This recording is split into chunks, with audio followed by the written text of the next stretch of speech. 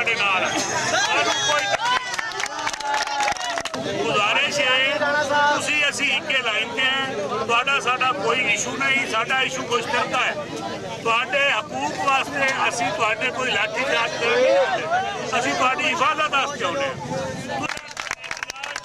चलेगा तो इंशाअल्लाह ताला सारे लोगों की जान बख्शी हो जाएगी।